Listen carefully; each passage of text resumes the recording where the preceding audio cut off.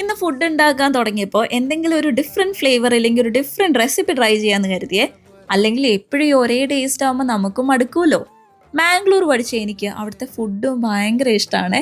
Especially ഈ ഒരു chicken recipe അവിടുത്തെ ഐക്കോണിക് ആണ്. അതുപോലെ തന്നെ ആയിരിക്കും അവിടെ പഠിച്ച മിക്കാറുള്ള എല്ലാവർക്കും. അവിടെ ഇതിന് പറയുന്നത് കോറി സുക്ക അല്ലെങ്കിൽ ചിക്കൻ സുക്ക എന്നാണേ. ശരിക്കും ഇതിന്റെ ഈ ഒരു മസാലയാണ് ഇതിനെ ഇത്രയും ഫ്ലേവർഫുൾ ആക്കുന്നത്. കൂടെ കോക്കനട്ടും ഉണ്ട്. ഇതിന്റെ റെസിപ്പി നോക്കിയപ്പോൾ നമ്മുടെ വീട്ടിലുള്ള സാധനങ്ങൾ മാത്രമേ ഉള്ളൂ. വളരെ സിമ്പിളാണ്.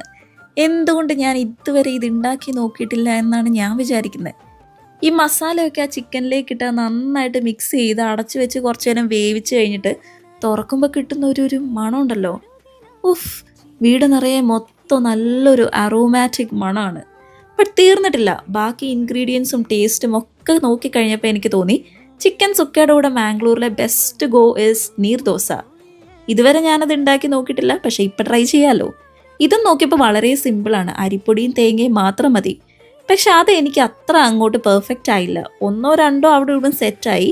പിന്നെ എന്ത് ചെയ്തു, ഇവിടുത്തെ സ്വന്തം റാപ്പ് ഇരിക്കുന്നത് കൊണ്ട് അതും ചൂടാക്കി അതിൻ്റെ കൂടെ ഒരു പിടിയങ്ങ് പിടിച്ചു. പറയാതിരിക്കാൻ വയ്യ. ഇത്തിരി റെഡിയായ നീർദോസ തന്നെയാണ് ഇതിൻ്റെ കൂടെ ബെസ്റ്റ് കോംബോ. അപ്പൊ ചിക്കൻ ഇടയ്ക്ക് ഈ രീതിയിൽ കൂടെ ഒന്ന് ട്രൈ ചെയ്ത് നോക്ക്. പിന്നെ റെസിപ്പി വേണേ DM ചെയ്തോളൂ, ഇല്ലെങ്കിൽ യൂട്യൂബ് നോക്കിയാൽ മതി. അപ്പൊ ബൈ ബൈ.